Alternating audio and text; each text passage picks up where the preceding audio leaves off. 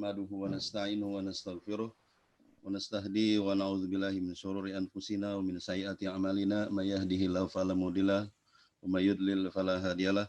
Asyhadu an la ilaha illallah wahdahu la syarikalah wa asyhadu anna Muhammadan abduhu wa rasuluhu wa sahbihi alladzi balagha risalah wa dal amanah wa nasahal ummah hatta tarakana ala mahajjatil bayda lailuha kana hariha la yazigu anha illa halik. Allahumma fassalli wa sallim ala hadzal nabiyil karim wa rasulil azim wa ala alihi wa sahbihi ajmain. Allahumma la sahla illa ma ja'altahu sahla wa anta taj'alul hazana idza syi'ta sahla. Subhanaka la ilma lana illa ma 'allamtana innaka antal alimul hakim. Wa tub alaina innaka antat tawwabur rahim. Rabbi shrah li sadri wa yassir li amri wahlul 'uqdatam min lisani yafqahu qawli. Ya, nggak tahu semalam ada yang Allahumma shalli ala sayyidina Muhammad wa ala sayyidina Muhammad. Puji syukur kehadirat Allah Subhanahu wa taala yang telah mempertemukan kita di forum yang insya Allah diberkahi oleh Allah Subhanahu wa taala, karena forum kita forum Quran, forum kajian Al-Quran. Dan sebelumnya saya mengucapkan terima kasih secara khusus kepada panitia dari DPC Pasar Minggu.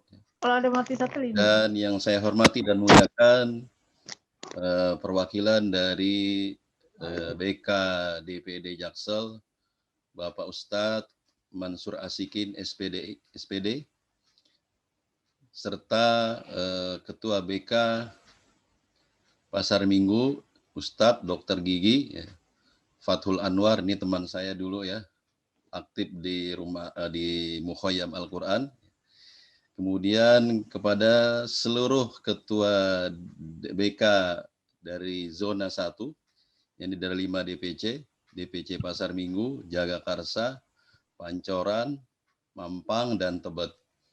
Dan secara khusus saya ucapkan terima kasih juga kepada ketua DPC Pasar Minggu, Insinyur Harijaya ya. Insya Allah semua kita diberkahi oleh Allah Subhanahu wa taala dalam kesempatan kali ini, dan kita berharap semoga partai kita semakin banyak saja tambahan jumlah maupun kualitasnya. Amin amin ya rabbal alamin. Nah, kita akan membahas tema surat Al-Insan. Tafsir surat Al-Insan.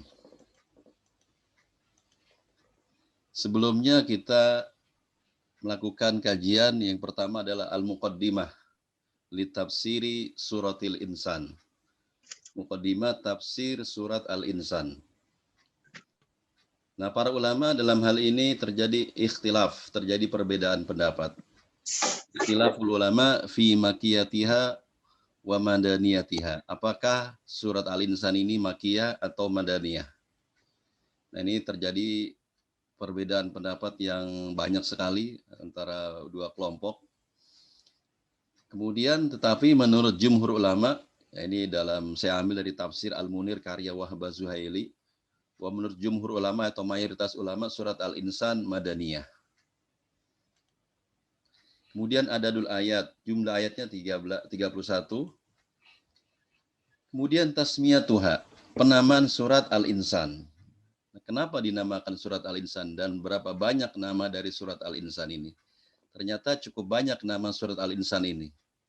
Yang terkenal suratul Insan yang paling terkenal. Kemudian suratul Dahar. Kenapa suratul Dahar? Hal hatta alal insan hinu minad dahri, dari kata dahar. Kemudian suratul hal ataka alal insan.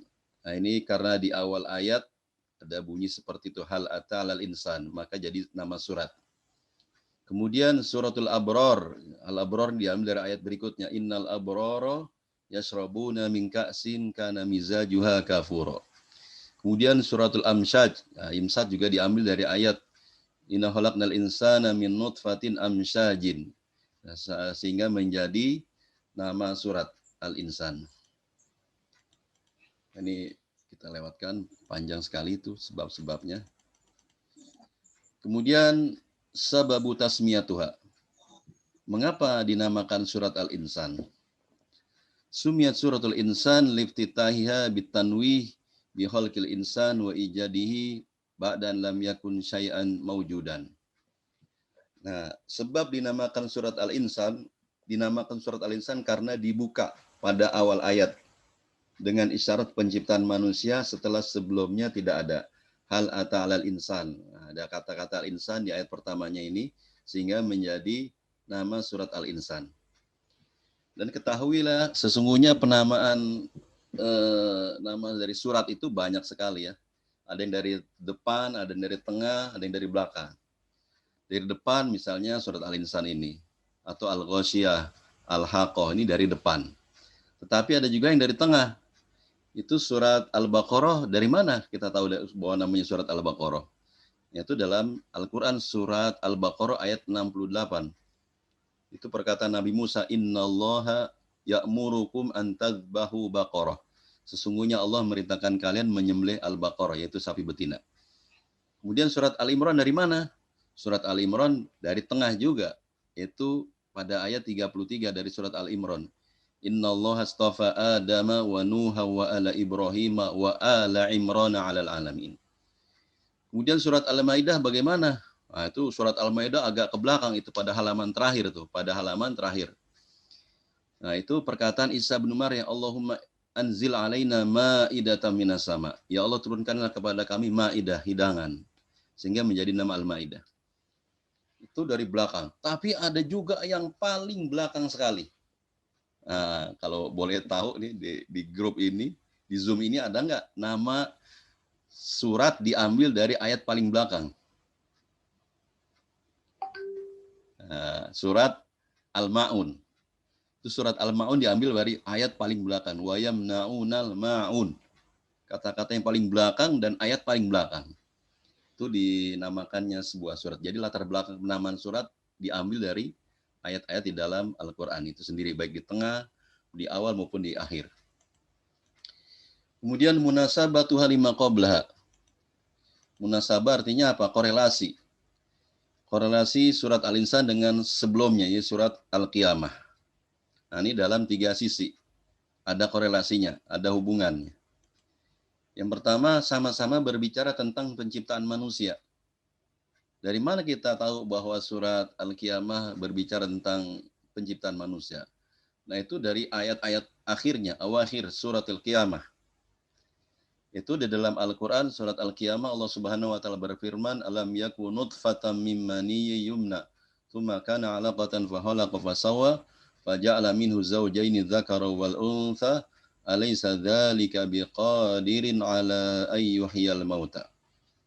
Nah, itu di akhir-akhir surat Al-Insan. Bukankah manusia mulanya hanya setes mani yang dilimpahkan ke dalam rahim, kemudian mani itu menjadi sesuatu yang melekat, lalu Allah menciptakannya dan menyempurnakannya, lalu Allah menjadikan darinya sepasang, itu laki-laki dan perempuan.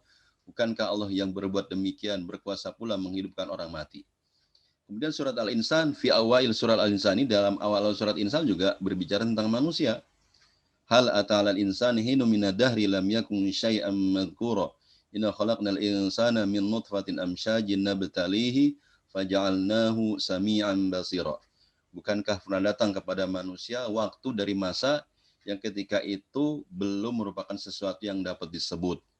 Nah, sungguh kami telah menciptakan manusia dari setetes mani yang bercampur dengan ovum, yang kami hendak mengujinya dengan perintah dan larangan, karena itu kami jadikan dia mendengar dan melihat. Nah, itu korelasi yang pertama, sama-sama berbicara tentang penciptaan manusia.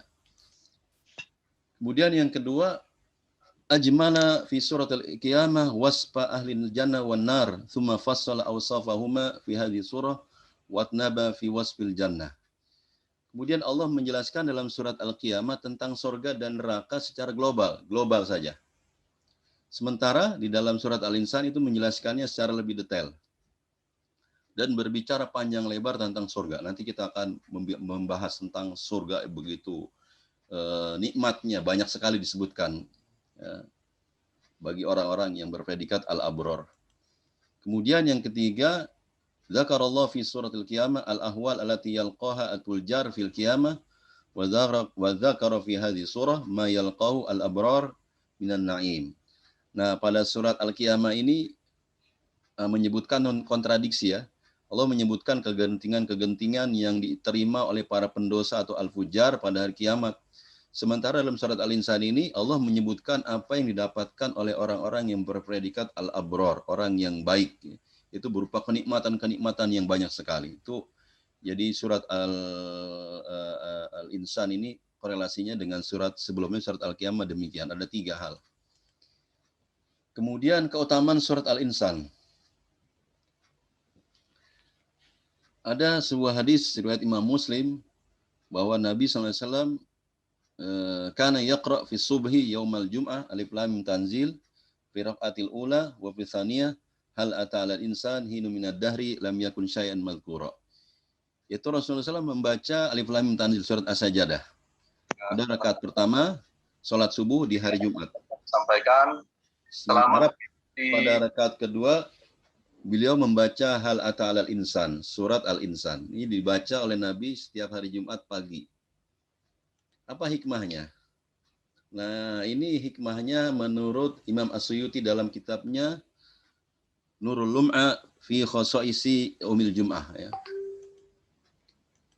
Ini belum saya terjemahkan, tetapi insya Allah belum saya kasih harokat. Di antaranya ada hikmah membaca surat di atas, yaitu surat As-Sajdah dan surat Al-Insan, karena mengingatkan kepada penciptaan Adam dan juga kondisi hari kiamat, karena keduanya terjadi pada hari Jumat, ya, pada hari Jumat, sehingga pada hari Jumat subuh bacalah surat As-Sajdah dan Al-Insan. Ibnu Dahiyah menjelaskan demikian. Tetapi ada pula yang berpendapat bahwa kesunahan membaca surat tersebut dikarenakan di dalamnya ada sujud sajadah, ya. Ada sujud sajadah. Sebab itu Ibnu Abi Syaibah meriwayatkan dari Ibrahim An-Nakhai bahwa kita disunahkan membaca setiap surat yang terdapat di dalamnya ayat sajadah pada subuh hari Jumat. Jadi boleh juga surat-surat lain selain surat As-Sajdah dan surat Al-Insan menurut Ibnu Abi Syaibah. Nah, ada Said Hawa ini, seorang ulama harokah, ulama pergerakan. Beliau mengarang tafsir juga, sebagaimana Said Qutb mengarang kitab Fizil Al-Quran. Nah, Said Hawa juga mengarang kitab Al-Asas fi Tafsir. Nah, beliau memberikan komentar. Kita mengetahui bahwa Rasulullah SAW sering mengulang surat Al-Insan saat sholat subuh dan di hari Jumat. Dan demikian itu tidak lain karena kandungan surat Al-Insan ini berisi hal yang dominan kabar gembira. Ya. Dominannya kabar gembira. Dan Rasulullah SAW diperintahkan oleh Allah Subhanahu wa Ta'ala memberi kabar gembira kepada orang-orang beriman. Dan tidak dilakukan lagi bahwa barang siapa sholat subuh berjamaah, maka hal itu memperkuat keimanan. Nah, ini sahabat Nabi selalu mendengarkan Rasulullah SAW setiap sholat subuh hari Jumat membaca surat Al-Insan, surat As-Sajdah dan Al-Insan. Maka dengan cara seperti itulah tercapainya kabar gembira. Jadi setiap Jumat itu, setiap minggu, para sahabat mendengarkan Rasulullah SAW membaca surat As-Sajdah dan Al-Insan. Walaupun surat Al-Insan itu berisi juga hal yang menakutkan. Inna atadna lil kafirina salasila wa aghlala wa sa'ira. Ya. Tetapi yang lebih dominan itu kabar gembira. Makanya innal abrara panjang sekali itu. Sesungguhnya orang al-abror mendapatkan karunia, kenikmatan banyak sekali yang Allah jelaskan dalam surat Al-Insan ini. Dan juga berisi petunjuk untuk jalan menuju Allah.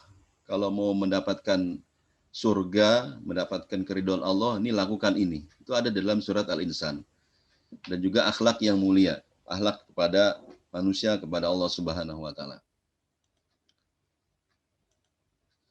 Nah, itu dalam Al-Asas fi Tafsir karya Said Hawa. Mastamalat ali surah. Apa kandungan isi surat Al-Insan? Walaupun surat ini madaniyah menurut mayoritas ahli tafsir, tetapi di dalamnya terdapat pembicaraan tentang keadaan hari kiamat, ya, terutama kenikmatan yang diraih oleh al-abror di surga yang kekal dan penuh kenikmatan. Adapun yang mengatakan bahwa surat Al-Insan itu makiyah, nah ini diantaranya Said Qutb di dalam tafsir Fizil Al-Qurannya mengatakan makiyah dia. Maka pendapatnya bersesuaian sekali dengan temanya tentang hari kiamat di dalam surat Al-Insan ini. Mari kita membahas ayat per ayat dari surat Al-Insan. Pada ayat pertama kita membaca di dalam surat Al-Insan ini firman Allah Subhanahu wa taala, a'udzubillahi minasyaitonirrajim. Bismillahirrahmanirrahim. Hal ata 'alal insani hinum minad dahri lam yakun syai'an madzkura. Nah, ini adalah fase manusia belum ada. Bukankah telah datang atas manusia satu waktu dari masa, sedangkan dia ketika itu belum merupakan sesuatu yang dapat disebut. Nah, ini kita yang hadir di sini katakanlah 60 tahun yang lalu kita belum ada ini. Ya, kalau menurut sebagian ulama mengatakan al-insan ini tafsirnya adalah seluruh manusia. Maka kita, atau kalau ada yang sudah 60 tahun ya kita katakan 70 tahun yang lalu lah. 70 tahun yang lalu di sini belum ada semuanya. Hermansyah belum ada, Dr. Gigi Fathul belum ada. Belum ada semuanya. Ahmad Fahmi juga belum ada. Belum ada. Masa itu kita belum ada. Pernahkah sudahkah pernah datang waktu itu pada kita? Pernah. Ya, kita belum ada. Nah, ayat ini dimulai dengan hal. Artinya qad, ya, sungguh. Bukankah sungguh telah datang kepada setiap manusia satu waktu dari masa di mana manusia ketika itu belum merupakan sesuatu yang disebut atau dikenal. Kita nggak punya nama nih, KTP juga nggak punya ya. Rumah di mana, tinggal di mana kita nggak tahu. Nah, itu sudah kita lalui. Artinya masa di mana manusia belum ada. Ada yang menafsirkan al-insan di sini adalah Nabi Adam. Nah, Nabi Adam itu juga pernah Allah ciptakan. Proses penciptaan Adam di dalam banyak hadis, bahwa Allah Subhanahu wa taala memerintahkan kepada para malaikat untuk mengambil tanah liat yang bagus-bagus di muka bumi. Maka setelah malaikat mengambil tanah liat itu, dibentuklah Nabi Adam oleh Allah Subhanahu wa taala. Nah, ketika proses dibentuk itu, maka Nabi Adam didiamkan selama 120 tahun. Belum ada yang namanya Adam, belum ada ditiup ruhnya. Jadi bentuknya patung Nabi Adam. Nah, itu di dalam hadis bagaimana iblis masuk ke dalam tubuh Nabi Adam dan mengatakan, ada makhluk, ini makhluk la yatamalak, makhluk yang nggak punya kekuatan. Karena masuk ke dalam tubuh Nabi Adam ini berongga, nggak punya isi ya. Sehingga iblis masuk ke dalam tubuh Nabi Adam. Nah, itu 120 tahun. Dan ketahuilah bahwa sesungguhnya Adam itu makhluk yang paling terakhir diciptakan. Setelah Allah menciptakan langit, bumi, ya, kemudian menciptakan isinya, kemudian menciptakan malaikat, kemudian menciptakan jin, barulah manusia yang paling belakangan. Nah, pada saat itu juga manusia, Nabi Adam ini juga belum merupakan sesuatu yang disebut-sebut, belum ada namanya. Nah, kita juga belum ada namanya.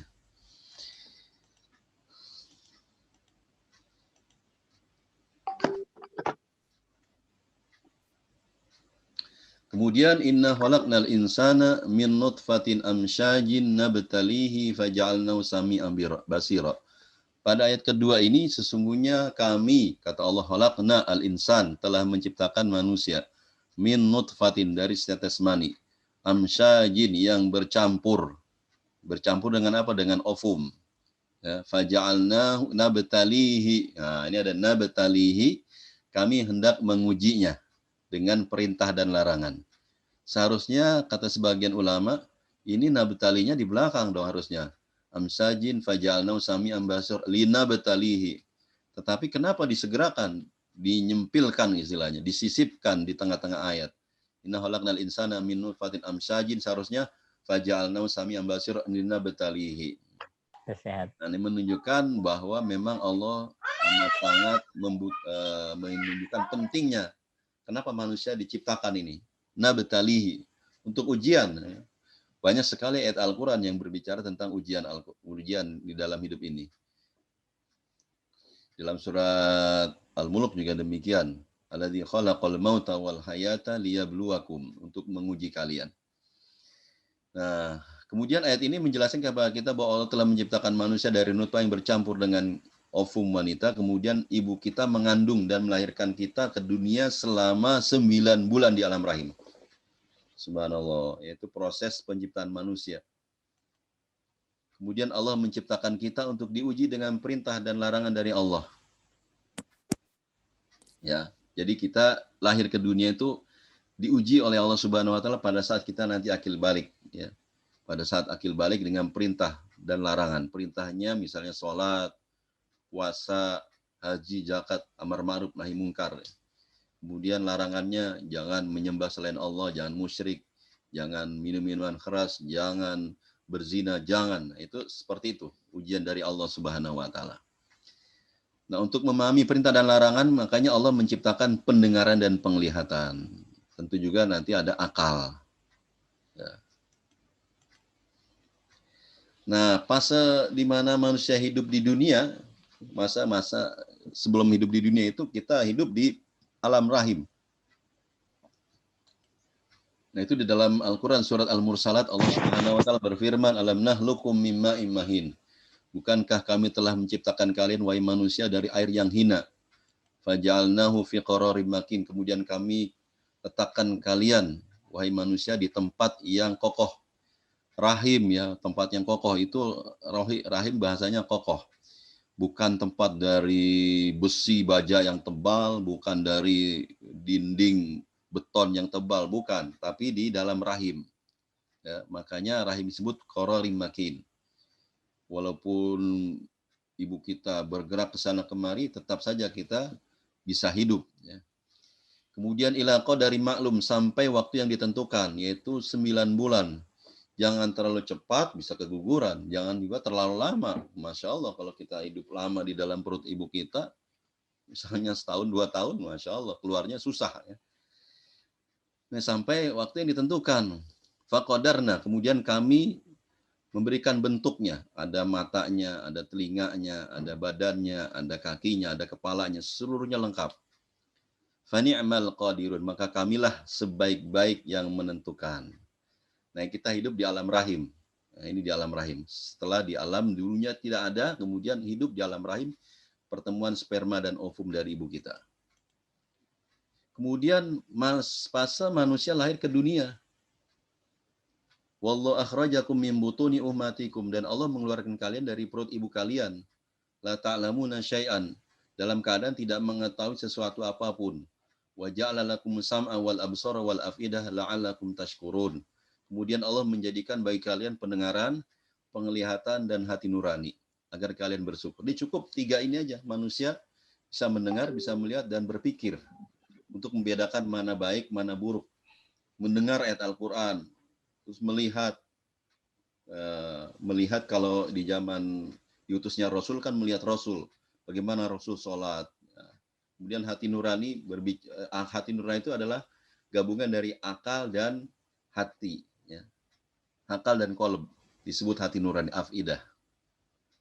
Keluar kita ke dunia. Nah, berapa lama kita hidup di dunia ini?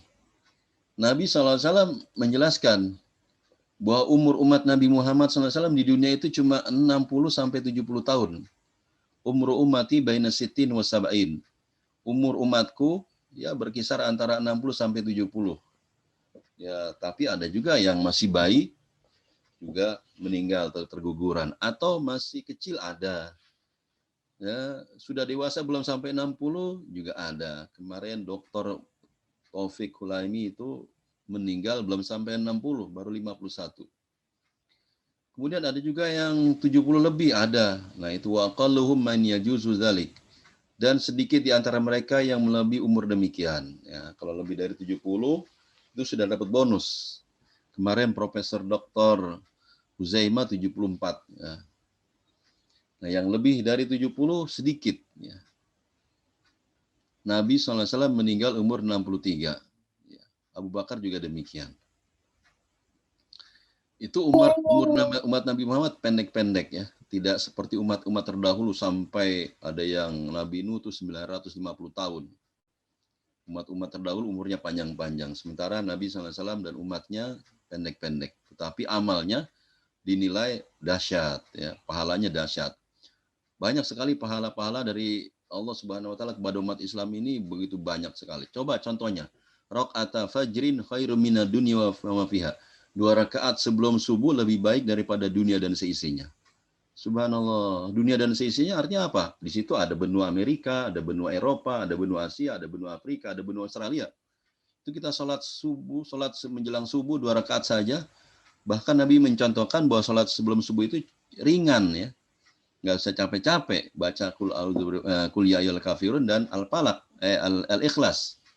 Itu dia sampai 5 menit ya. Tetapi nilainya lebih baik daripada dunia dan seisinya. Betapa pahalanya dari Allah Subhanahu wa taala kepada umat Islam ini banyak sekali. Meskipun umurnya pendek. Apalagi kemarin ada malam Lailatul Qadar lebih dari 1000 bulan. 1000 bulan 83 tahun 4 bulan. Kalau kita dapat 10 kali aja udah 800 sekian. Kalau 20 kali Masya Allah 1600. Ya, jadi umat Nabi Muhammad meskipun umurnya pendek pahalanya banyak. Kemudian inna hadainau sabila imma syakira wa imma kafura. Nah, lalu setelah diberikan alat indrawi dan akal yang dengarnya manusia dapat membedakan mana yang baik dan buruk, maka manusia diberikan pilihan untuk memilih. Ya, ini ketika di dunia ini ada 2 pilihan. Mau milih jalan hidayah atau jalan kesesatan. Nah, jalan hidayah Allah mengutus para rasul. Ya, mengutus para rasul, diajarkan oleh para rasul agar mereka menjadi orang yang bersyukur, imma syakiron, kemudian imma kafuran. Kalau menjadi jalan kesesatan, ya mengikutilah setan, sehingga akhirnya menjadi kufur. Nah, ini merupakan dalil bahwa manusia itu makhluk yang diberikan pilihan. Manusia itu tidak dipaksakan seperti paham Jabariyah. Manusia itu seperti kapas, ya, tergantung kehendak Allah. Ya, kita mau jadi kufur, menjadi mukmin. Tidak demikian, tetapi Allah Subhanahu wa taala memberikan hidayah. Mau pilih syakir, mau pilih kufur. Tetapi Allah justru menghendaki menjadi orang bersyukur. Tapi Allah Subhanahu wa taala menghendaki manusia menjadi orang yang bersyukur. Allah hendaknya begitu, demikian. Kenapa? Coba kita lihat. Nah, inkisamun nas nanti jadal ikhtibar ya, bukan ikhtiar. Ikhtibar ila syakirin wa kafirin. Nah, pembagian manusia sebagai makhluk hidup di dunia ini 60 sampai 70 tahun terbagi menjadi 2, orang yang bersyukur dan orang yang kafir. Nah, bagaimana orang yang kafir itu nasibnya? Nah, kerugian memilih jalan kesesatan. Inna a'tadna lil kafirina salasila wa aghlala wa sa'ira. Sesungguhnya kami telah menyediakan ini. Masih menyediakan. Kenapa? Karena manusia belum mati. Ya, belum mati. Kapan itu disediakan? Kalau sudah mati, masuk hari kiamat. Makanya Allah Subhanahu wa taala itu sesungguhnya menghendaki orang itu janganlah menjadi orang kafir. Kenapa? Karena orang kafir sudah kami sediakan. Nah, ketika manusia memilih jalan kekufuran, maka harus menerima resikonya, yaitu disediakan atas kekufurannya apa? Salasil, rantai yang mengikat kakinya. Waglal, belenggu yang mengikat tangan ke lehernya. Wasairo, api yang menyala-nyala, bergejolak. Itu yang akan membakar tubuhnya. Ini tiga hal saja disebutkan bagi orang-orang kafir. Disediakan artinya kalau kalian kafir. Kalau kalian tidak kafir, memilih jalan yang kedua nanti, yang orang-orang yang mendapatkan hidayah, itu kalian akan mendapatkan keuntungan. Api yang menyala-nyala itu menakutkan sekali sebenarnya ya. Di dalam Al-Quran, innalladzina kafaru, sesungguhnya orang-orang kafir, yaslauna, masuk ke dalam neraka jahanam. Ulamana dijajuludum, kalau dibakar dan kulitnya matang, badal nam julu dan goyra, diganti dengan kulit yang lain. Itu kulit yang merasakan sakit. Makanya kalau ketika disuntik, kita yang sakit dulu kulitnya. Dagingnya nggak sakit. Kalau sudah masuk ke dalamnya, kita nggak sakit. Tetapi Al-Quran memang ilmiah. Nah, ketika dibakar, manusia diganti lagi, seterusnya. Coba kalau kita dibakar setengah jam aja, Masya Allah. Itu menakutkan sesungguhnya. Kemudian dibelenggu, dirantai ke lehernya, diikat kakinya.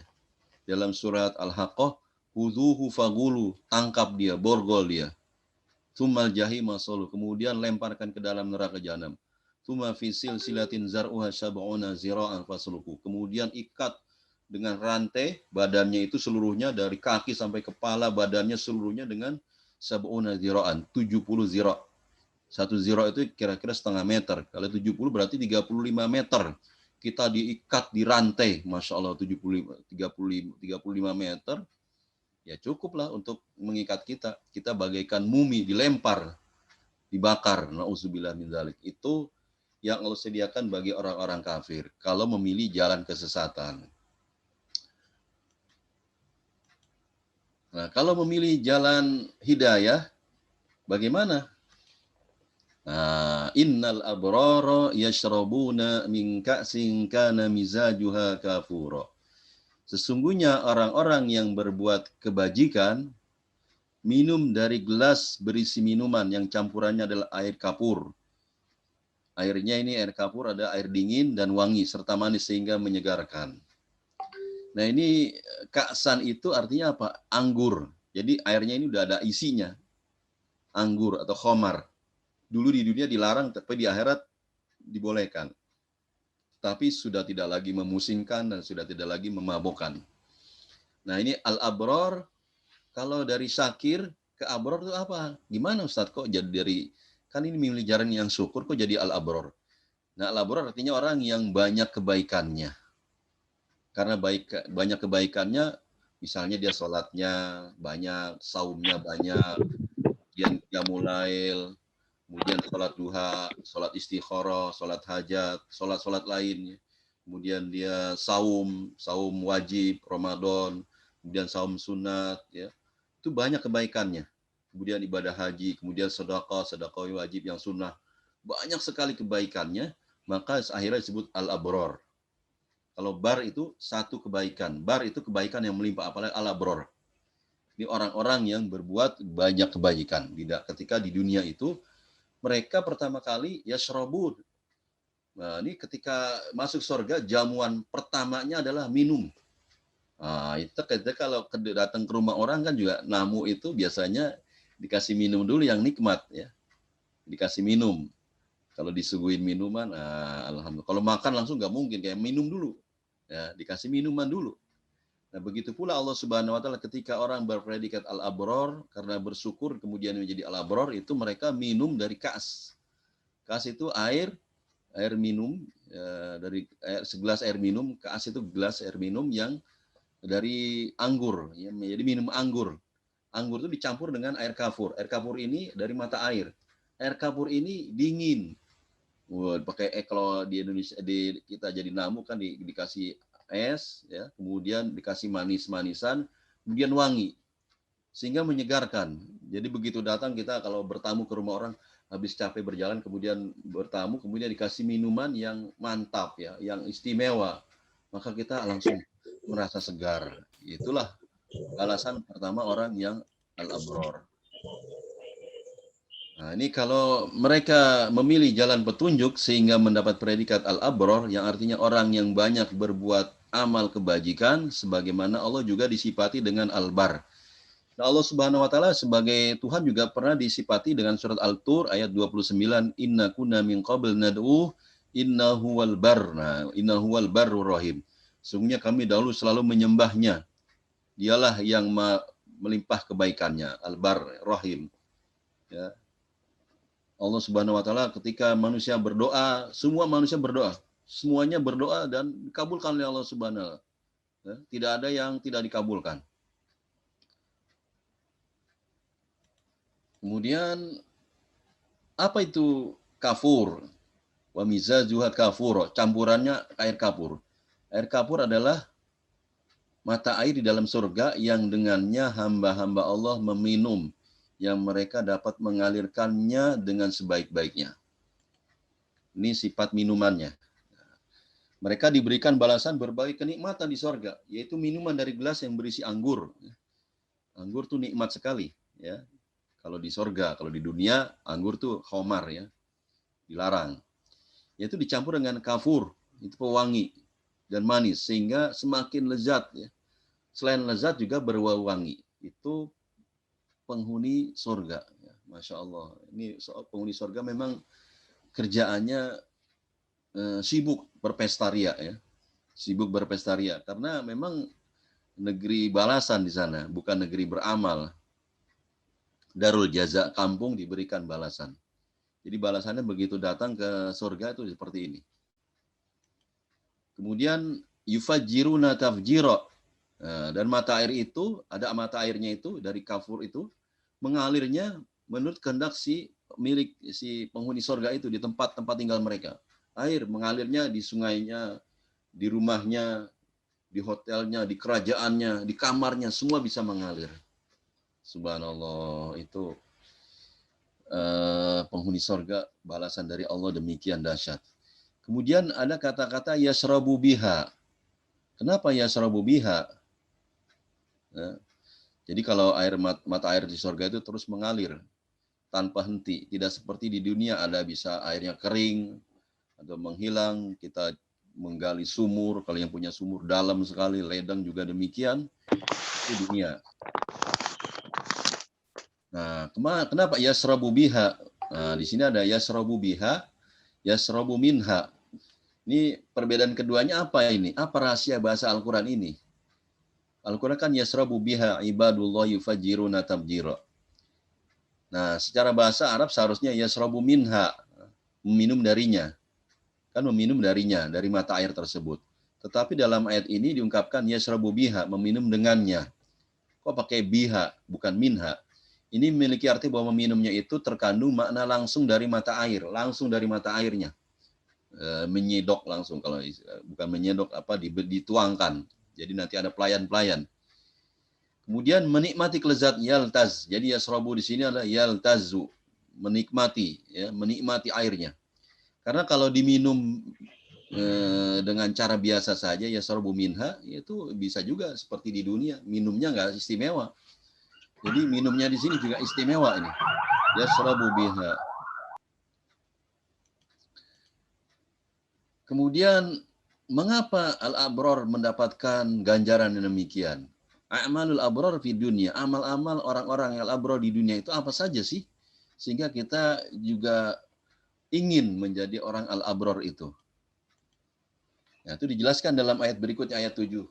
Yufuna bin nadri wa yakhafuna yawman kana syarru mustatira. Mereka menunaikan nazar. Nah, ini yang pertama. Kemudian yang kedua, takut akan suatu hari yang azabnya merata di mana-mana. Ya.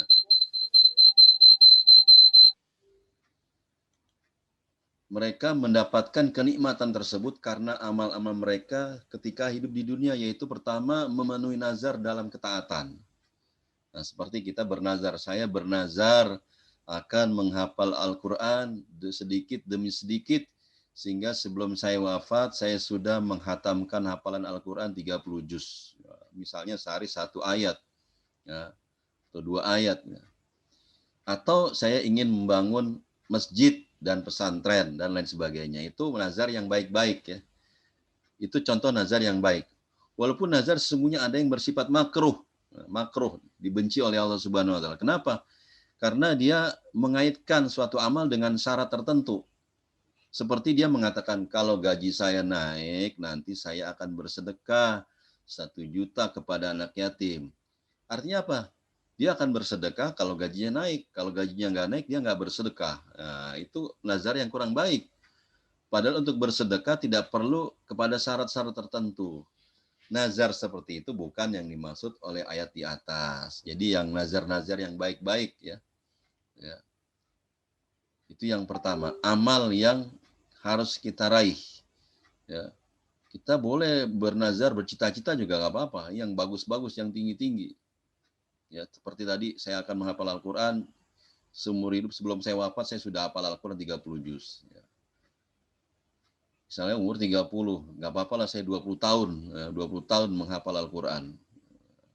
Ya itu nazar juga bagus itu. Kalau ditunaikan dapat masuk ke dalam kategori orang yang ini. Pertama, al-abrar. Kemudian wa yakhafuna yawman kana syarruhu mustatira. Kemudian amal berikutnya adalah mereka takut, ya, kepada hari di mana kengerian-kengerian itu tersebar merata pada hari kiamat. Kengerian tersebut diantaranya baik itu berdiri di padang mahsyar berkumpul dengan jutaan bahkan miliaran manusia. Itu berdiri di padang mahsyar itu Masya Allah, ya. Yaumin kana miqdaru khamsina alfasana. 1 hari di padang mahsyar 50.000 tahun. berkumpul seluruh manusia. Innal awwalin wal akhirin lamajmu'una ila miqati yaumi ma'lum.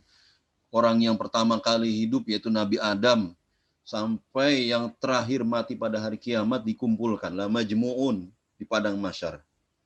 Ya. Semua statusnya sudah ada kitab catatan amalnya. Nah, itu membuat dia ngeri, menakutkan ya. Apalagi satu harinya 50.000 tahun.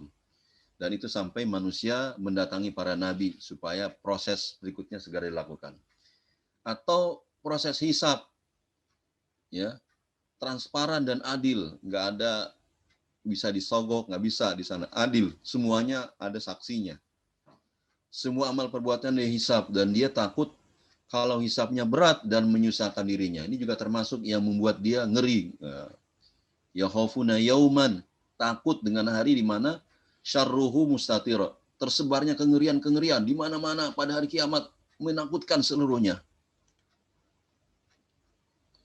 Atau kengerian pengadilan antara sama manusia yang belum tuntas di dunia, itu diselesaikan di akhirat. Innakum yaumal qiyamati inda rabbikum takhtasimun. Sesungguhnya kalian pada hari kiamat di sisi Tuhan kalian saling mengadukan perkara yang belum selesai di dunia. Ya, seperti kasus Habib Rizik itu yang belum selesai, ada yang sudah mati duluan, ada yang dizalimi. Nah, itu nanti Allah Subhanahu wa taala mengadili ya di akhirat. Nah, orang yang beriman takut seharusnya kalau punya rasa seperti ini. Jadi yang menzalimi itu dia tidak masuk ke dalam kategori ini. Tidak punya rasa takut kepada yauman kana syarru mustatira. Nah, itu manusia berkumpul di padang mahsyar, menakutkan sekali itu. Itu yang membuat mereka mencari amal untuk menamengi diri, melindungi mereka dari hari yang menakutkan tersebut. Atau hari yang menakutkan itu ketika dibagikan kitab catatan amal. Setelah dihisab secara mendetail, saksi-saksinya juga lengkap, maka dia khawatir jangan-jangan saya menerima kitab saya dari tangan kiri. Wah, itu yang menunjukkan kesengsaraan. Juga menakutkan. Dia senantiasa mengintrospeksi amal perbuatannya. Dan dia menangis. Kalau di situ menangis di dalam surat Al-Haqqah itu nggak ada gunanya. Ya, wa amma man utiya kitabahu bishimali fayaqulu ya laitani lam uta kitabiyah. Adapun orang yang menerima kitab catatan amalnya di sebelah kirinya, dia mengatakan ya laitani lam uta kitabiyah. Alangkah baiknya tidak diberikan catatan amalku. Ini yang membuat dia takut pada hari itu. Menyebar seluruh kengerian-kengerian. Kemudian takut kalau dia melewati jembatan Shiratal Mustaqim. Ya, setelah dibagikan kitab kemudian ditimbang juga melewati jembatan Shiratal Mustaqim. Itu jembatan yang ahaddu minas saif, lebih tajam daripada pedang, wa adaqu minasy'ar, dan lebih halus daripada rambut. Itu ahli sirkus dari mana yang sanggup? Pedang kalau kita injak pasti kaki kita akan sakit, berdarah. Nggak akan bisa melanjutkan ke langkah-langkah berikutnya.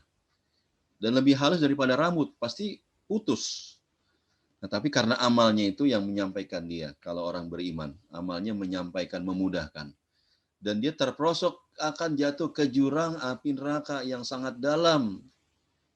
Yang digambarkan dalam hadis, sab'aina khoripan, kalau masuk nyemplungkan neraka itu 70 musim semi. Itu satu musim semi, Rabi itu 4 bulan, September, Oktober, November, Desember, 4 bulan kali 70, 280 bulan melayang-layang, Masya Allah, sampai ke neraka. Ada nggak orang Islam yang masuk ke sana? Bisa jadi. Ketika ditimbang, kebaikannya kurang. Misalnya kebaikannya cuma 30%, dosanya 70%. Bisa jadi dia jatuh, tetapi tidak kekal. Nah, itu jadi mengerikan bagi mereka. Nah, itu digambarkan, ya, ada gambarnya itu ya. Orang melewati jembatan Shiratal Mustaqim, di bawahnya api yang menyala-nyala. Itu semua kita akan lewat ke situ. Ya. Ya, wa inna minkum illa wariduha. Sesungguhnya setiap kalian akan lewat ke sana. Setelah padang mahsyar itu digelapkan, ya, nggak ada lagi cahaya, nggak ada korek, nggak ada geretan, nggak ada api, nggak ada semuanya. Lampu juga nggak ada. Manusia dalam keadaan gelap suruh melangkah. Nah, itu hari yang paling menakutkan dalam kehidupan kita itu sesungguhnya. Karena ke situ jatuh ke neraka. Kalau selamat, masuk ke halaman surga. Nah, itu menakutkan bagi mereka. Hari di mana ketakutan, kejahatan, kengerian-kengerian itu tersebar luas. Dan sebagainya. Nah, untuk itu mereka menamai diri mereka. Amal apa yang bisa membuat mereka selamat dari hal-hal yang menakutkan tersebut? Nah, itu amal-amal sosial sesungguhnya ya. Amal-amal sosial ini. Ya. Nah, itu adalah memberi makan kepada orang-orang miskin. Wa yut'imuna at-ta'ama 'ala hubbihi miskina wa yatima wa asira. Memberi makan kepada orang yang disukainya, memberi makanan yang ia sesungguhnya suka dengan makan tersebut kepada orang miskin. Baik orang miskin yang datang meminta-minta kepadanya atau orang miskin yang dia ketok rumahnya karena orang miskin tersebut malu meminta kepada manusia tetapi dia membutuhkan sesungguhnya, dia datangi, dia beri makanan. Nah, itu yang pertama. Kemudian juga memberi makan kepada anak yatim. Nah, itu anak yang bapaknya wafat dan dia belum akil balik. Ya, bukan ibunya tapi bapaknya. Karena bapak yang mencari nafkah. Karena kalau tidak punya bapak, itu lebih sengsara.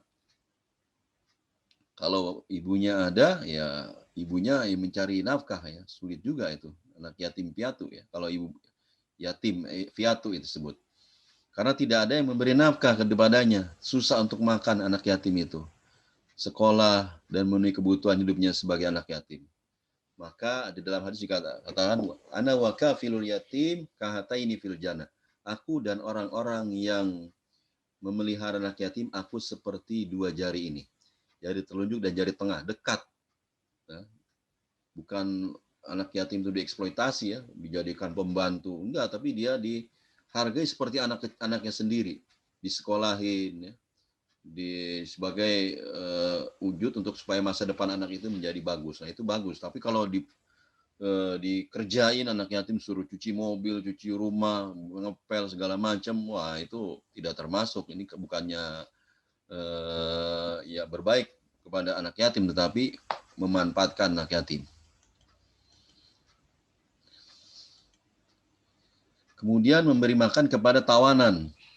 Nah, kepada tawanan juga ternyata. Di situ ada miskinan, wa yatiman, wa asira.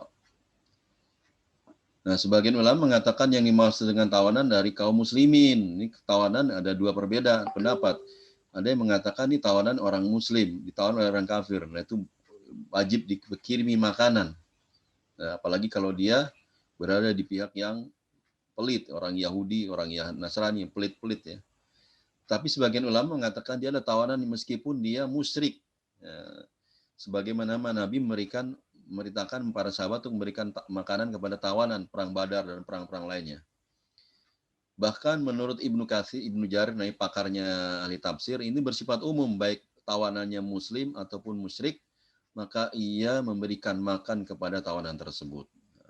Nah, ini misalnya ini ditawan oleh orang Yahudi wanita ya. Nah, ini wajib memberikan makanan. Kemudian atau orang kafir udah sudah krempeng begini ya, sudah sengsara begini, kalau didiamkan, masya Allah nggak mungkin kita mendiamkan ya, tapi memberi makan kepada tawanan. Nah, dan memberikan makanan itu motivasinya apa? Padahal dia juga membutuhkan ya. Dia memberikan makanan kepada tiga golongan tersebut, orang miskin, orang yatim, kemudian tawanan. Nah, itu karena semuanya padahal dia juga membutuhkan makanannya, makanan enak-enak juga ya. Jangan makanan udah basi, udah bau, ini udah bau, udah basi kasih orang. Enggak seperti itu. Dia juga menyukai, makanya ala hubbihi. Dia juga suka dengan makanan tersebut. Jadi kalau memberi yang bagus-bagus, jangan yang jelek-jelek. Kalau memberi yang jelek-jelek biasa itu, tapi ini ala hubbihi. Memberi sesuatu yang bagus. Makanya lan tanalul birra hatta tunfiqu mimma tuhibbun. Kamu tidak akan mendapatkan kebaikan sehingga kamu menginfakkan apa yang kalian cintai. Ya, kemarin ada peristiwa di Palestina, pembantaian kaum muslimin Palestina, banyak orang-orang di Sudan itu mempersembahkan gelang-gelang dari emasnya. Padahal itu dia beli susah, tapi dia persembahkan. Itu contohnya. Memberi makan juga bisa dalam bentuk mentahnya ya. Kalau orang misalnya sulit dalam bentuk matangnya, ini contoh matangnya dulu. Kalau mentahnya dibuat jadi duit, lebih gampang lagi katanya. Tetapi kadang-kadang pakai duit lebih banyak. Makanya orang kalau sesuatu ada memberikan uang, transport, wah banyak banget. Kita ganti aja lah dengan buah-buahan. Nah, itu lebih ringan tuh. Ya, lebih ringan tuh biasanya para ibu-ibu tuh yang lebih tahu tuh. Nah, itu wa yut'imuna ta'ama ala hubbi miskina wa yatima wa asira. Nah, apa sih motivasi amal orang-orang abrar di dunia itu? Motivasinya apa?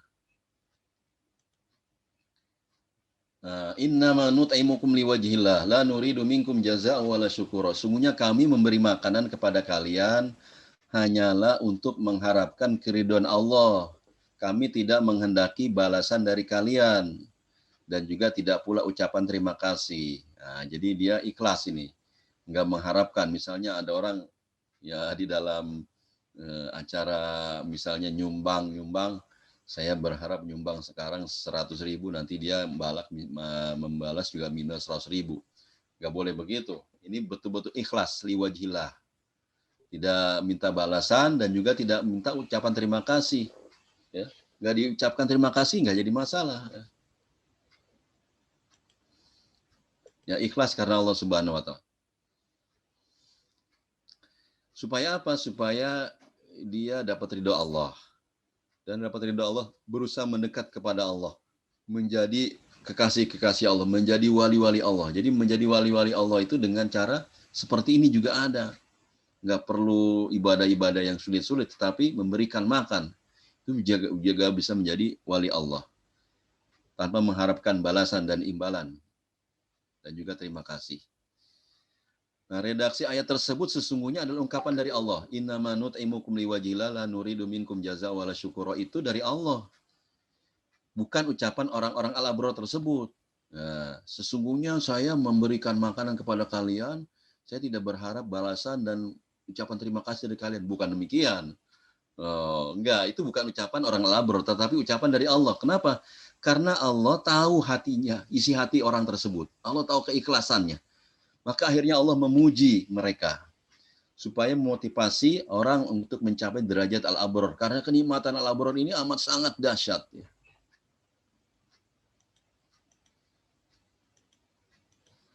Nah, Abu Bakar ini pernah diuji ya, dengan orang yang beliau bantu. Ya.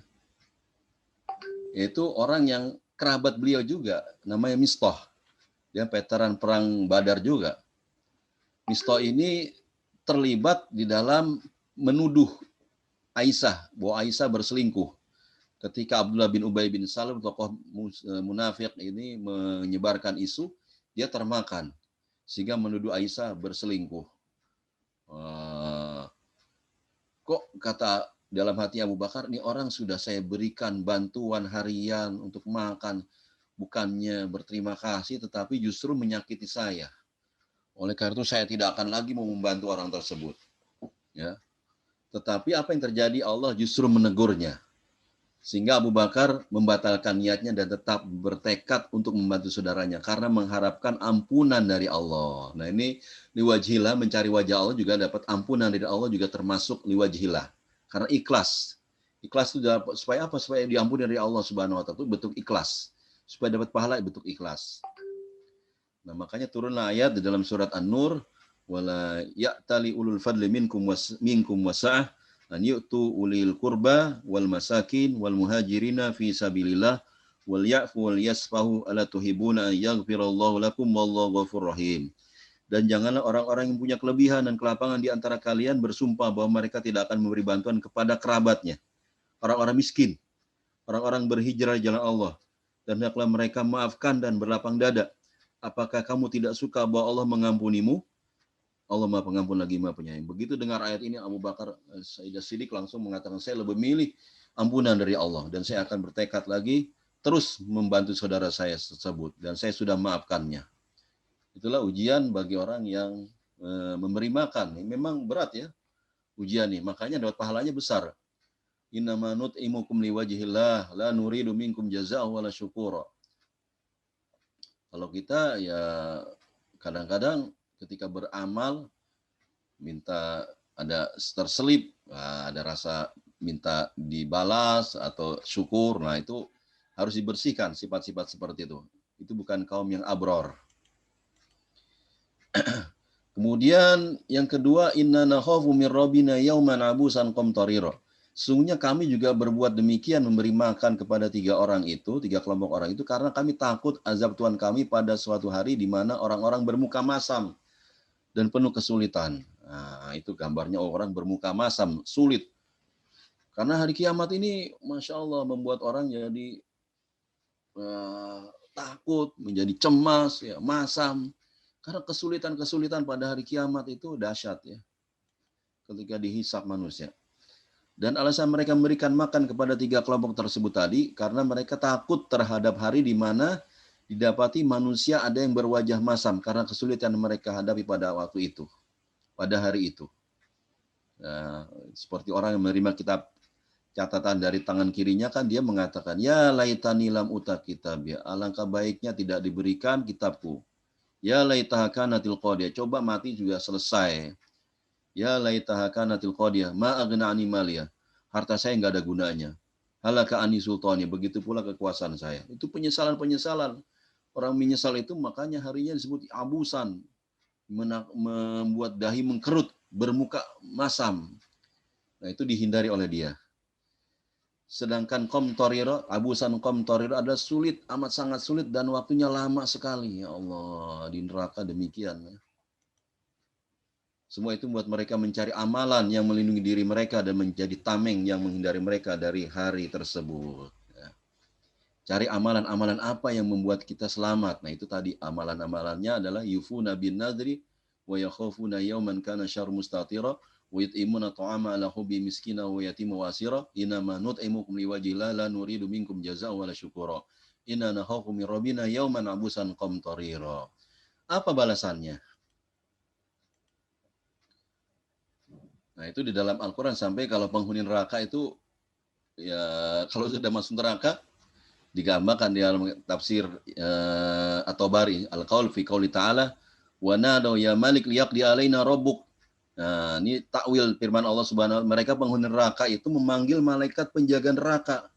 Itu malaikat Malik. Kata mereka, mintalah kepada Tuhanmu agar membinasakan kami. Dijawab setelah satu Al-Fasan 1000 ya, 1000 tahun. Jadi penghuni neraka ketika disiksa itu, Masya Allah ya. Siksaannya itu bukannya berkurang, malam tidak istirahat. Pagi misalnya dipukul, dicambuk 500 kali, siang 300 kali, sore 100 kali, malam istirahat. Nggak ada istirahatnya. Bahkan ditambah, fazuku falan nazidakum illa azaba. Rasakanlah, tidak akan kami tambah kecuali azab. Pagi 500, sore 700, ya, malam, subhanallah. Dan itu waktunya lama. Sampai mereka, ya lihat di alaina robuk, coba kami mati saja dah, nggak usah seperti ini. Menetap di neraka seperti ini. Tapi kata malaikat Malik, penjaga neraka, kalian akan menetap di neraka ini selama-lamanya. Masya Allah, itu penghuni neraka. Nah, karena perbuatan-perbuatan mereka di dunia itu, wa waqahumullah syarra dzalikal yaum, maka Allah memelihara mereka dari kesusahan hari itu dan memberikan kepada mereka kejernihan wajah dan kegembiraan hati. Dan ternyata amal yang mereka lakukan di dunia tersebut telah membuat mereka terhindar dari keburukan hari yang menakutkan. Ya, seperti sekarang ini hari yang menakutkan sekali nih. Ya, di mana pandemi di mana-mana, ya. Syarruhu mustatir, kejahatannya, bahayanya mustatir. Banyak orang yang sudah terpapar dan bahkan banyak orang sudah mati, sehingga banyak orang memakai, kalau petugas-petugas pakai APD, kita pakai masker. Ya. Kenapa? Karena kita melindungi diri kita supaya jangan sampai kita mendapatkan penyakit tersebut yang menyebabkan kematian. Nah, amal-amal itulah yang membuat mereka terhindar. Dan Allah memberikan mereka dengan keadaan wajah mereka ceria dan hati mereka yang gembira. Nah, ini dia. Ya, dua, wajah dan hati. Ya. Wajah dan hati itu adalah gambaran keberhasilan seseorang ketika dia lulus dari sesuatu yang menyulitkan. Alhamdulillah, wajahnya tertawa-tawa. Dan hatinya juga gembira. Itu harus ada dua itu. Wajah, makanya di sini walaqahum nadrotan. Nadrotan ini dalam wajah, wasururan dalam hati. Nah, kalau cuma wajah saja ceria, sementara hatinya kesal, maka tidak dimaksud oleh ayat tersebut. Nah, di sini rahasianya kenapa diungkapkan dengan wajah yang ceria dan hati yang gembira. Nah, itu fawaqahumullahu syarra dzalikal yaumi wa laqahum nadrata wa surura. Maka Allah melihara mereka dari kesusahan hari itu dan memberikan kepada mereka kejernihan wajah dan kegembiraan hati. Kemudian selain mereka telah terhindar dari kepungan kesulitan-kesulitan hari itu, sudah terhindar dari kepungan-kepungan kesulitan pada hari itu, ternyata Allah memberikan balasan lain kepada mereka. Karena kesabaran mereka ketika hidup di dunia dengan surga dan pakaian dari sutra. Wa jazahum, jaza, makanya jaza itu artinya terima, Allah membalas. Jazakumullah, Allah membalas engkau. Ya. Ini wa jazahum, ya. Semoga Allah membalas, ya. Allah membalas mereka bima sobaru, disebabkan karena mereka sabar. Dengan apa? Dengan dua, jannatan wa harira, dengan surga dan harira, pakaian sutra. Kenapa kok pakaian sutra? Nah, kesabaran di sini ada yang berpendapat sabar ada 4 macam. Sabar dalam taat, sabar dari kemaksiatan, sabar dari musibah, sabar ketika pertama kali dapat musibah. Nah, sabar dalam taat. Kita sholat harus sabar itu. Pagi-pagi, subuh-subuh suruh sholat subuh. Siang suruh sholat lagi. Asar suruh sholat lagi. Maghrib suruh sholat lagi. Isya suruh sholat lagi. Butuh kesabaran. Saum juga demikian. Pergi haji apalagi. Makanya pergi haji itu berat, ya. Itu jihadnya orang kaum wanita itu dalam haji. Ya.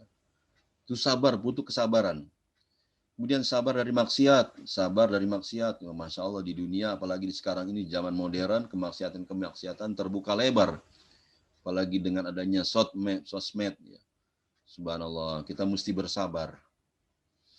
Kemudian kesabaran atas musibah. Musibah yang menimpa. Masya Allah, apalagi musibah COVID ini banyak sekali orang-orang yang ya, kita cintai. Diri kita juga yang terkena COVID atau keluarga kita terkena musibah. Bahkan ada yang wafat. Ya. Nah itu di orang beriman itu bersabar. Ya. Wa jazau mimma sabaru, dengan sabar itu Allah memberikan balasan surga. Kemudian sabar ketika pertama kali dapat musibah. Nih ada seorang wanita lagi menangisi di kuburannya karena anaknya meninggal. Kemudian Nabi mengatakan, wahai fulanah, wahai wanita, janganlah engkau menangis. Kemudian wanita tersebut mengatakan, engkau tidak tahu sih, engkau tidak merasakan seperti aku rasakan. Dia tidak tahu bahwa yang menegur itu Rasulullah SAW. Ketika dikasih tahu oleh yang lain, itu yang menegur kamu adalah Rasulullah. Dia datang dan akhir menghadap Rasul. Maaf ya Rasul, kalau saya tidak tahu bahwa engkau adalah Rasul. Tapi kata Rasul, innamas sabru inda sodmatil ula. Sesungguhnya kesabaran itu ketika pertama kali dapat musibah. Tetapi ada juga seorang ulama tabi'in yang bernama Sulaiman Ad-Darani mengatakan bahwa kesabaran di sini adalah tarkus syahwat, yang meninggalkan syahwat. Ya, itu mendapatkan sabar di sini, mendapatkan jannah wa harira. Karena sutra itu dilarang di dunia. Pakaian yang bagus. Nah, dia nggak mau. Dan juga khomar dilarang. Nah, karena dia meninggalkan syahwat-syahwat seperti itu, maka dia dapat surga. Dan juga dapat harira. Pakaian dari sutra. Nah, itu kalau kita, apapun klasifikasi kesabaran tersebut, maka mereka mendapatkan surga, tempat yang penuh dengan kenikmatan, dan diberikan pakaian kehormatan dari sutra. Jannat wa harir. Serupa dengan orang diberi pakaian kehormatan ketika lulus dari belajar. Nah, seperti dapat toga ya, itu di dunia aja demikian. Ketika lulus TPA dapat ya. Nah, itu pakaian kehormatan. Harir itu kehormatan bagi penghuni surga. Dulu di dunia tidak boleh, tetapi di akhirat boleh. Kemudian bagaimana keadaan mereka di surga? Nah, itu saya gambarkan di situ ada gambarnya orang lagi nyantai. Muttaqiin begitu, muttaqiina mereka dalam surga duduk bertelekan. Nah, alal araik di atas dipan. Araik itu bentuk jamak dari arikah, yaitu tempat tidur yang empuk yang dihias. Ya. Bukan tempat tidur biasa tapi dihias. Mereka ketika berada di surga itu bagaimana keadaannya? Maka dijawab oleh ayat ini bahwa mereka di dalam keadaan nyaman, menikmati suasana surga dengan duduk-duduk di ranjang yang empuk yang sudah dihiasi. Kemudian la yarawna fiha syamsa wala zamharira, yang menunjukkan bahwa mereka sudah tidak lagi ada keletihan dan penderitaan di sana. Karena mereka berada di negeri balasan atas amal perbuatan mereka, sudah tidak ada lagi beban perintah dan larangan. Karena mereka ketika di dunia sudah melakukan semuanya. Ya. Nah, di alam akhirat itu mereka tinggal memetik hasil dari amal mereka itu berupa kenikmatan di alam akhirat. Jadi sudah santai-santai saja. Dan ketika menetap di surga, suasana udaranya juga tidak ada panas. La yarawna fiha, di sini la yarawna fiha, mereka tidak melihat di dalamnya samsan wala zamharira. Samsan itu matahari dan zamharira adalah dingin. Nah, jadi di surga itu suasananya tidak panas dan juga tidak dingin. Karena ada matahari itu menyengat. Coba kalau di siang hari kita, jam 12, berdiri di tengah jalan. Masya Allah, panasnya minta ampun. Itu di dunia. Nah, di surga nggak ada seperti itu. Panas matahari udah nggak ada lagi yang menyengat. Ya. Dan juga mereka tidak merasa dingin yang amat sangat. Dingin yang amat sangat. Seperti di Eskimo. Memang enak tinggal di Eskimo. Dingin. Nggak ada enaknya. Pakai baju tebal. Dingin, menggigil. Nah, jadi susu di surga itu tidak panas dan juga tidak dingin sekali. Tetapi cuacanya seimbang. Dalam hadis dikatakan seperti waktu di sore hari. Nah, itulah kenikmatan. Kemudian ternyata di surga itu banyak pohon-pohon. Jannat, karena jannat itu kebun-kebun. Nah, kebun-kebunnya itu didekatkan. Wadaniyatan alaihim zilalwa. Naungan pohon di surga itu didekatkan kepada mereka. Ya. Dan banyak sekali buah-buahannya. Nah, jadi pohonnya pohon yang berbuah itu. Nah, manusia di dunia ini juga senang dengan tempat di mana ada pohon-pohon yang rindang. Mereka duduk di situ lebih senang ketimbang kalau di udara terbuka panas. Mereka menghindari panas. Nah, begitu pula di sorga. Pohon-pohonnya amat rimbun tersebut didekatkan kepada penghuni sorga. Bagaimana dengan buah-buahannya? Buah-buahan di sorga itu beraneka ragam. Tersebut ya, disebutkan, dimudahkan. Wadzullilat qutufuha tadlila, dan dia mudah memetiknya semudah-mudahnya. Baik dalam posisi berdiri, maka buahnya mendekat. Kalau dalam duduk, buahnya mendekat. Kalau berbaring, buahnya mendekat. Seakan-akan buah itu bisa mendengar dan taat kepada penghuni surga. Masya Allah, ini betapa surga itu mudah didapatkannya. Kalau di dunia tuh untuk mendapatkan kenikmatan tuh harus kerja banting tulang, ya. Capek. Di surga nggak ada kecapean, nggak ada kelelahan. Dan buah-buahan di surga terus menerus berbuah, tidak ada mengenal musim, dan juga tidak terhalang untuk mengambilnya. Kalau di dunia ketika kita ingin durian, saya ingin makan durian dong, oh lagi nggak musim, oh nggak bisa. Atau kita harus ada tuh pohon durian di pohon, harus memetiknya naik ke atas, menyulitkan. Nah, itu di dunia demikian. Kalau di akhirat nggak seperti itu, buah-buahannya langsung bisa dipetik. Nah, kutuf itu bisa dipetik. Dan orang memetik itu lebih nikmat. Ya. Memetik buah itu memetik dan langsung memakan, menyantapnya. Masya Allah, itu lebih nikmat ketimbang orang disediakan di depannya. Sudah jadi, sudah dipetik. Nah, makanya orang yang memetik buah itu lebih nikmat. Itu kenikmatan penghuni surga. Buah-buahannya semua dipetik oleh tangan mereka sendiri. Kemudian, wa yutafu alaihim bi aniyatin min fiddati wa akwabin kanat qawarira. Dan diedarkan kepada mereka bejana-bejana dari perak dan piala-piala yang bening laksana kaca. Nah, selain buah-buahan yang mudah dipetik tersebut, penghuni surga juga diberikan minuman dengan pelayanan yang istimewa. baik kemewahan alat yang membawa minuman tersebut, yaitu bejana-bejana dan gelas-gelas yang terbuat dari perak, tetapi tembus pandang seperti kaca. Masa mana ada ya di dunia itu ada perak dan tembus pandang seperti kaca, di mana tidak ada gelas seperti itu di dunia. Nah di sorga ada. Makanya mala ainun ra'at wala udhunun sami'at, di sorga itu sudah disediakan sesuatu yang tidak pernah dilihat oleh mata, juga tidak pernah didengar oleh telinga, dan tidak pernah terpikirkan oleh manusia. Demikian sorga, nikmatnya demikian.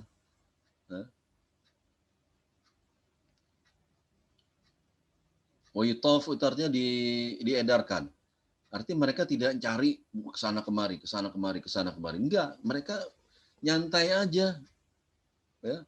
Tidak aktif, tidak capek-capek. Yutofu artinya diedarkan.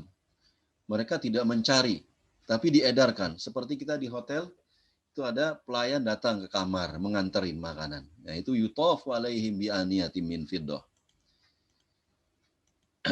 Qawarir. Nah, qawariro min fiddatin qaddaruha taqdira. Nah, itu dari kaca-kaca terbuat dari perak yang telah diukur dengan sebaik-baiknya. Nah, kaca-kaca dari perak yaitu gelas-gelas dan piala-piala itu dibuat dari perak yang bagian dalamnya dapat dilihat dari luar, tembus ya, saking beningnya, ya, sebening kaca. Mana ada di dunia ya seperti itu, perak tapi tembus pandang. Ya, nggak mungkin, nggak ada di dunia. Dan yang telah diukur mereka, itu pelayan-pelayan itu yang mengedarkannya sebaik-baiknya sesuai dengan takaran untuk cukup diminum oleh penghuni surga. Tidak lebih dan tidak kurang. Misalnya gelasnya banyak sekali minumnya, enggak. Tapi porsinya tepat, qaddaru taqdiro. Ya. Mereka meminum dengan kadar yang tepat. Dan cara minum yang demikian itu cara minum yang paling nikmat. Pas ukurannya. Ya. Qaddaru taqdiro. Kemudian sifat kenikmatan surga. Nah, itu tadi ya.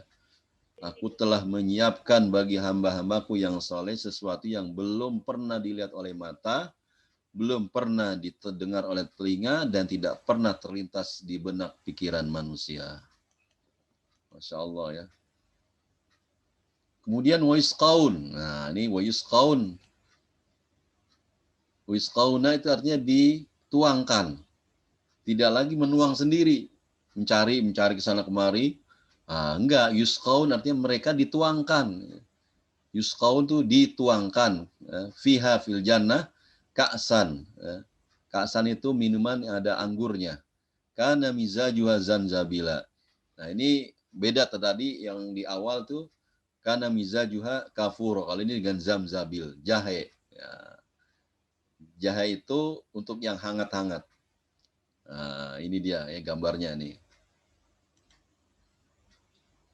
Zanzabil bahasa Arab itu jahe ya. Artinya mereka tidak menuangkan air sendiri, tetapi ada pelayan yang menuangkan. Jadi betapa dimanjakan sekali penghuni surga. Minuman yang dituangkan tersebut berisi khamar yang bercampur dengan jahe sehingga airnya hangat. Ya, hangat. Jadi ada yang dingin yaitu kafur. Tadi mata air kafur, kalau sekarang mata airnya zanzabil. Nah, suatu saat minum di gelas tersebut dicampur dengan kafur menjadi dingin. Dan suatu saat dicampur dengan jahe zanzabil sehingga menjadi hangat. Sehingga menjadi seimbang. Suatu saat minum yang dingin, suatu saat minum yang hangat. Jadi khamar bagi orang-orang labrar di surga itu terkadang bercampur dengan kafur dan terkadang dengan bercampur dengan jahe. Ini dalam tafsir Al-Asas fi Tafsir. Dan dinamakan salsabil karena mudahnya diteguk di tenggorokan. Dan kenikmatan di surga di dunia cuma namanya saja yang sama tetapi hakikatnya berbeda. Ya. Itu dalam Al-Asas fi Tafsir karya Said Hawa. Lanjut lagi, ayat 18, kita tinggal masih ada 20 menit lagi. Semoga selesai. Aina fiyatu sama salsabila. Salsabila, mata air salsabila, surga mata air telaga rasanya seperti jahe yang sangat disukai oleh orang Arab. Dan minuman ini sangat mudah diteguk. Kemudian ayat 19, wa yatufu alaihim. Mereka betul-betul dilayani. Wa yatufu alaihim, dan berkeliling di penghuni surga itu wildanu mukhalladun. pelayan-pelayan yang muda, yang tetap muda, mukhalladun yang dikekalkan. Wildan itu anak kecil. Kenapa anak kecil? Karena kalau anak kecil mudah diperintah. Kalau udah dewasa sulit. Mukhalladun, ya. Wildan mukhalladun, anak-anak kecil. Masih muda maksudnya. Idza ra'aitam hasibtam lu'lu'an mansura. Dan apabila kamu melihat mereka, kamu akan mengira mereka mutiara yang bertebaran. Ini tasbihnya seperti ini. Gambarnya adalah mutiara di sampingnya. Ketika di sorga, negeri yang penuh dengan kenikmatan, di mana mereka tidak capek-capek karena mereka diberikan pelayan-pelayan berkeliling. Wow, kelilingnya banyak sekali. Masya Allah, miliaran ya. Bukan juta lagi, miliaran. Pelayan-pelayannya berkeliling. Dan ketika berkeliling itu makanya mereka kita melihatnya nikmat. Paling tidak pernah tua dan terus muda. Wah, tampan ya. Yang kalau dilihat penampilan mereka indah dan jumlah mereka yang menyebar dengan sangat banyaknya laksana mutiara yang bertaburan dari untayannya atau dari tempatnya. Ini perumpamaan yang paling bagus. Kemudian ayat 20, masih ada 10 ayat lagi. Wa idza ra'aita thamma ra'aita na'ima wa mulkan kabira. Dan apabila kamu melihat di sorga itu, niscaya kamu akan melihat berbagai macam kenikmatan dan kerajaan yang besar. Masya Allah, di dunia aja kerajaan seperti ini.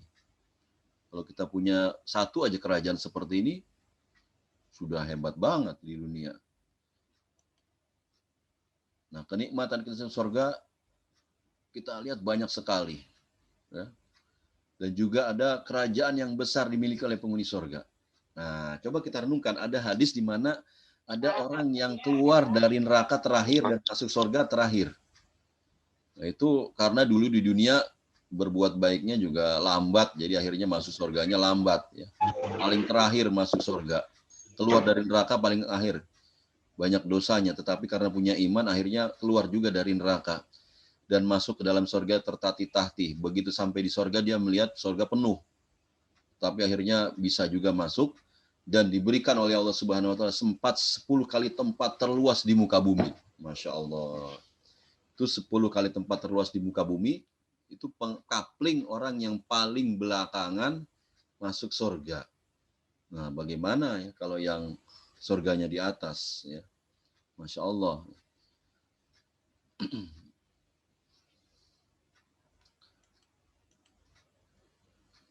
Kemudian aliyam thiyabu sundus. Mereka memakai pakaian sutra halus yang hijau dan sutra tebal dipakaikan kepada mereka, gelang terbuat dari perak, dan Tuhan mereka memberikan mereka minuman yang bersih.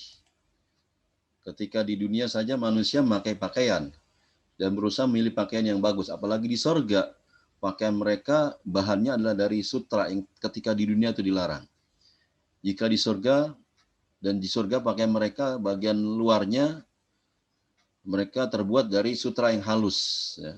Sedangkan bagian dalamnya terbuat dari sutra yang tebal. Tebal seperti orang, ada ulama-ulama di Saudi itu kalau pakai pakaian yang dalamnya tebal, kemudian di luarnya tipis. Ya. Seperti kita juga pakai baju di dalamnya tebal dan luarnya tipis. Nah itu penghuni surga juga demikian. Aliyam thiyabu sundusin wa istabraq.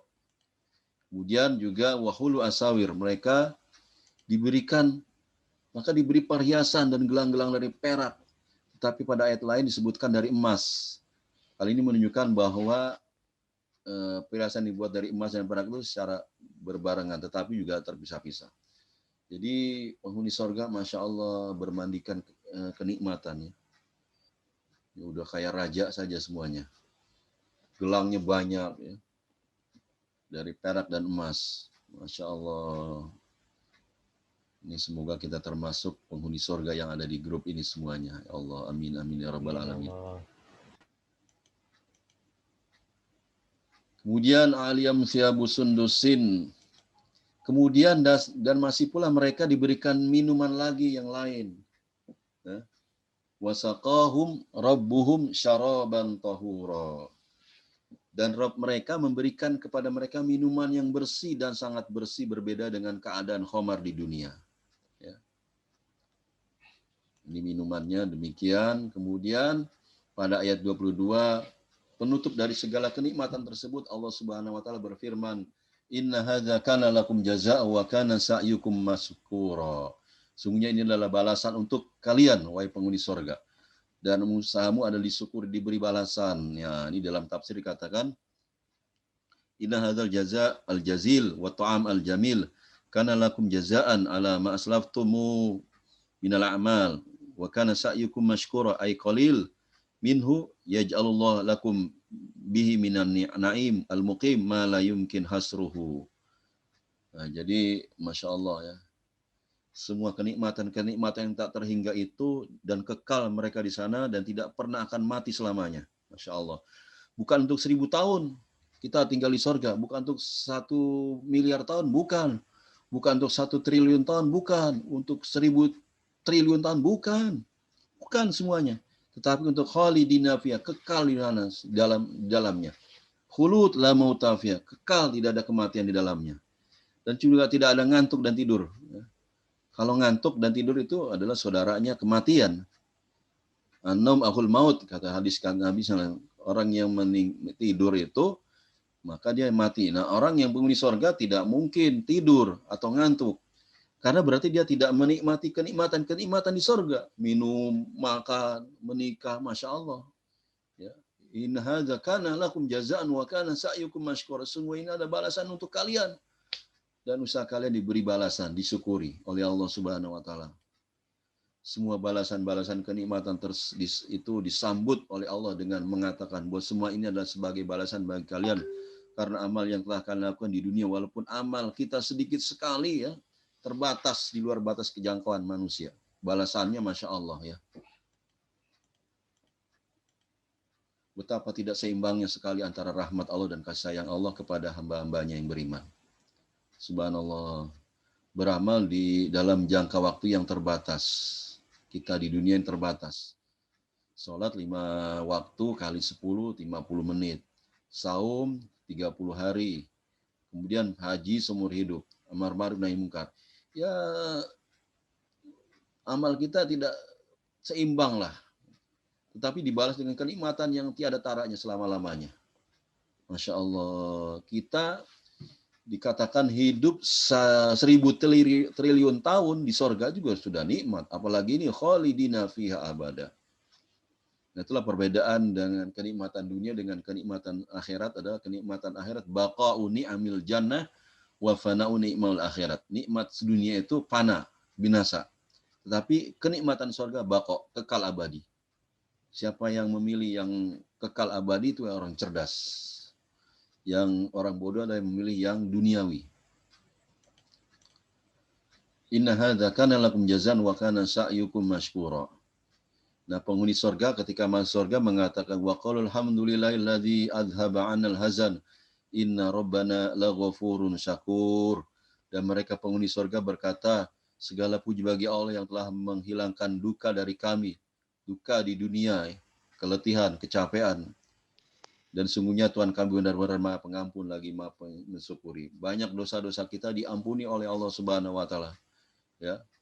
Kemarin kita saum Arafah itu setahun dihapus dosanya yang kecil, kemudian setahun lagi sebelumnya.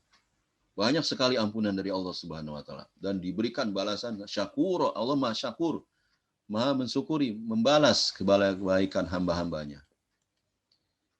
Nah, setelah kita disuguhkan dan dengan kenikmatan surga, seakan-akan kita berada di dalamnya dan menikmati suasana surga.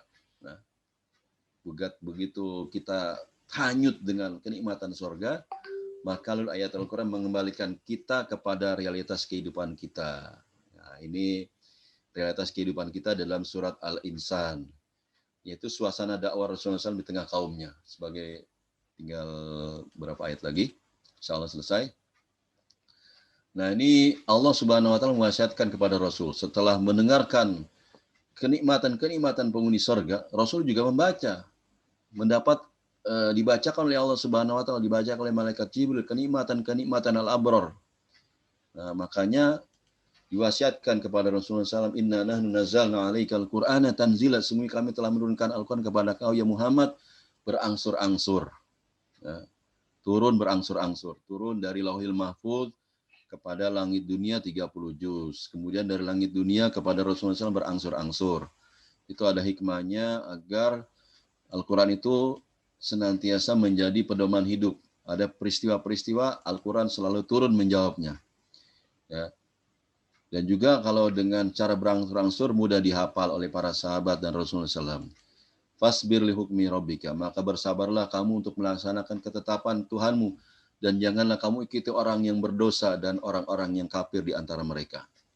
Nah, ketika Al-Quran memberikan turunan kepada Rasulullah SAW, maka diperintahkan untuk bersabar terhadap ketetapan Allah dalam menyampaikan misi dakwah. Karena jalan dakwah itu panjang dan membutuhkan kesabaran. Dan jangan mengikuti intrik dan tipu daya musuh dakwah yang digambarkan banyak berbuat dosa dan kufur. Sebagian ahli tafsir memberikan contoh Atabah bin Rabi'ah dan Walid ibn Mughirah. Ini orang-orang yang tersohor. Kedua-duanya pernah mengasut Nabi supaya berhenti dalam berdakwah. Tapi Allah Subhanahu wa taala merintahkan pada beliau, jalan terus dakwah. Jangan ikuti orang yang kufur, yang banyak berbuat dosa. Nanti mereka menyuruh kepada perbuatan dosa juga dan kekufuran kepadamu ya Muhammad. Terus berdakwah, sabar. Wadhkur isma rabbika bukratan wa asila, dan sebutlah nama Tuhanmu pada waktu pagi dan petang. Kemudian Allah merintahkan kepada Rasulnya agar terus-menerus berzikir menyebut nama Allah di waktu pagi dan petang. Berzikir pagi dan petang menunjukkan senantiasa menghadirkan keagungan Allah dan kekuasaannya, karena itu adalah sumber kekuatan dan kemenangan. Maka kita ada maksurat, alhamdulillah jamaah kita ada maksurat pagi dan petang. Itu sumber kekuatan. Ibnu Taimiyah mengarang kitab Al-Kalimut Thayyib. Al-Kalimut Thayyib, beliau tuh biasa setelah sholat subuh berzikir lama sekali. Ditanya oleh muridnya, kenapa kau berzikir lama banget, bisa 2 jaman? Ya, itulah kekuatan saya katanya. Kalau saya tidak berzikir maka saya lemah. Nah ini rahasia kenapa disuruh zikir pagi dan sore. Dan sore hari dan pagi hari itu doa mustajab. Sehingga Nabi bersabda, Allahumma barik fi ummati fi bukuriya. Ya Allah, berikan keberkahan kepada umatku di waktu pagi. Kemudian wa minal laili fasjud lahu wasabihu lailan tawila. Kemudian pada malam hari hendaklah engkau sujud kepada Tuhanmu, melakukan sholat malam, mulai dari sholat maghrib, sholat isya sampai sholat tahajud. Lakukan semua itu. Wasabbihu lailan tawila, dan bertasbihlah kepada Tuhanmu. Subhanallah, subhanallah, subhanallah, subhanallah. Memuji Allah. Selain sujud diperintahkan juga bertasbih pada malam hari dengan waktu yang panjang. Karena seluruh makhluk juga bertasbih mensucikan Allah. Meskipun kita tidak paham cara bertasbih memuji Allah dan membesarkan Allah dari makhluk-makhluk. Jadi ketika itu Nabi SAW diperintahkan tasbih juga. Karena langit bumi juga bertasbih. Semua benda-benda langit bertasbih, malaikat bertasbih. Cuma orang-orang kafir saja yang ngeyel. Nah, makanya kau bertasbihlah seperti makhluk-makhluk yang lebih banyak. Yang tidak bertasbih, tidak mensucikan engkau, ada sedikit jumlahnya. Nah, itu perintah Allah kepada nabinya. Kemudian, kenapa orang-orang kafir itu memilih kufur? Inna haula'i yuhibbuna al-ajila wa yadharuna warahum yawman thaqila. Dia Allah menjelaskan kondisi musuh dakwah Nabi di mana mereka amat sangat cinta kepada dunia dan melupakan hari yang penuh dengan hal-hal yang mengerikan. Karena bagi mereka kehidupan akhirat itu tidak ada. Sehingga mereka tidak mempersiapkan diri mereka dan mereka terus bergelimang dengan dosa dan maksiat. Itu hubu dunia orang-orang kafir. Kemudian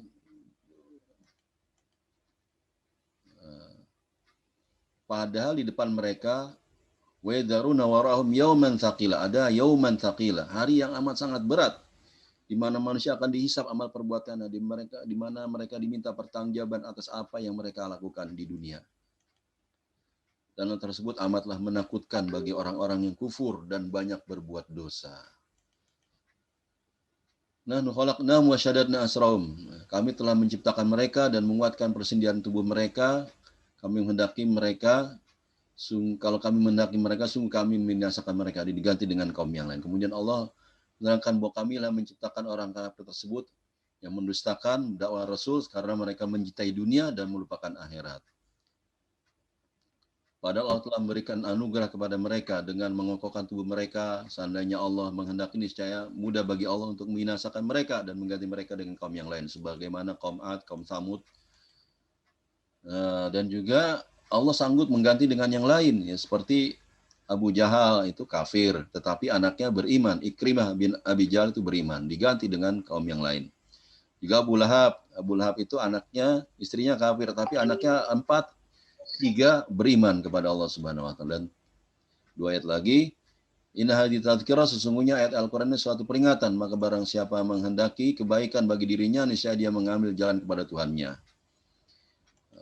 Kemudian wa ma tasyauna, tetapi Allah menegaskan bahwa semua yang terjadi di muka bumi adalah berjalan berdasarkan takdir dan kehendak Allah. Dan Allah mengetahui siapa yang menghendaki jalan menuju Allah. Allah Maha bijaksana dalam sikap seluruh manusia. Innallaha kana aliman hakimah yudkhilu may yasha'u fi rahmati. Dan Allah masukkan ke dalam rahmatnya, yaitu surga, siapa yang dikehendakinya dari orang-orang beriman. Sementara orang-orang zalim, wadzalimina adalahum adzaban alima. Terhadap hak Allah dengan menyembah selain Allah, kufur, kemudian zalim kepada orang lain, maka Allah telah menyediakan baginya azab yang pedih. Demikianlah kajian kita terhadap surat Al-Insan. Semoga kita termasuk generasi yang al-abror, orang-orang yang al-abror, mendapat banyak kebaikan, melakukan banyak kebaikan kepada di jalan Allah Subhanahu wa taala.